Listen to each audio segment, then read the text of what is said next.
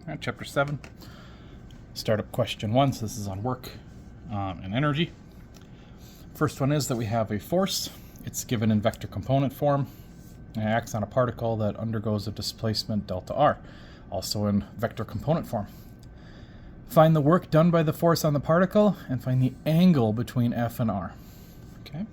So anytime we're given these two vectors and we need to multiply out because the work formula tells us that it is a dot product between two vectors, or we could have the magnitudes of F and R and that there's an angle between them, cos theta, that we'll have to go ahead and do it this way for starters, being that they're both in vector form.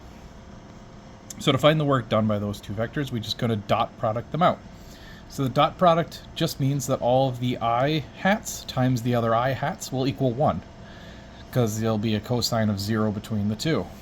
Any I hats times j hats will end up being a 0, because the cosine of 90 is going to be 0, and I and j are 90 degrees apart. So to do this, we could just take the two vectors, we can multiply them together. I can have a 6i hat minus 2j hat, and multiply it by 3i hat plus 1j hat. And if you wanted to FOIL this out, you certainly can. We'll have 6 times 3, that gives me 18. And then if we went 6 times 1, I and j make it 0. So when we come back, we have negative 2 times 3. Again, a j and an I cancel out, we get nothing. So a negative 2 times the 1 gives us a negative 2. So we have 18 minus 2. That gives us 16. Work, you can think of it as a Newton meter, or more commonly known that we're going to use in our class, is a joule. Okay, so that's how we get the first answer of 16 joules for the amount of work that we did. For the part B, to find the angle, we know that this amount of work is also equal to this formula here.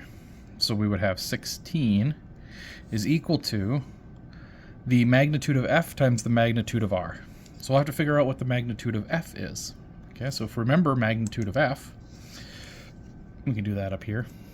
If I want to find the magnitude of F, I need to use Pythagorean and do a 6 squared plus negative 2 squared.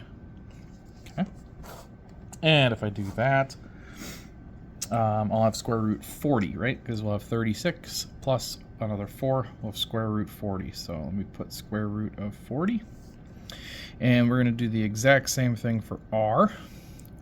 We use Pythagorean theorem to find the magnitude, which means I'll have 3 squared plus 1 squared, and this will be the square root of 10.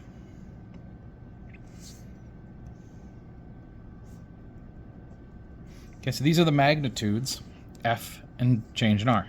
It's the magnitudes of the two vectors. And then this will be multiplied by the cosine of theta.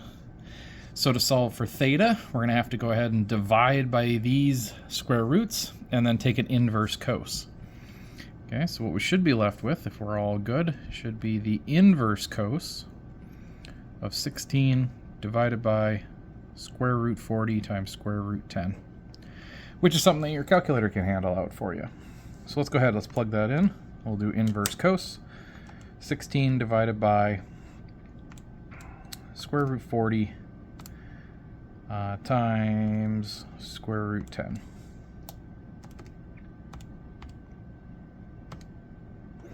And we get 36.87. 36.87 degrees. Now if we wanted to double check it and see, we can always draw these out and just kind of do an approximation on it. So I know that this goes 6 in the positive x direction and down 2. So that vector looks something like this. Okay. As for the r vector, we can see here that that is 3 in the x and 1 in the y. So that vector would go 3 in the x, 1 in the y, something like this. Definitely this angle here is less than 90. So I would say that our answer makes sense. It is appropriate somewhere in there. Probably smaller than a 45, so the 36 makes okay sense. Okay.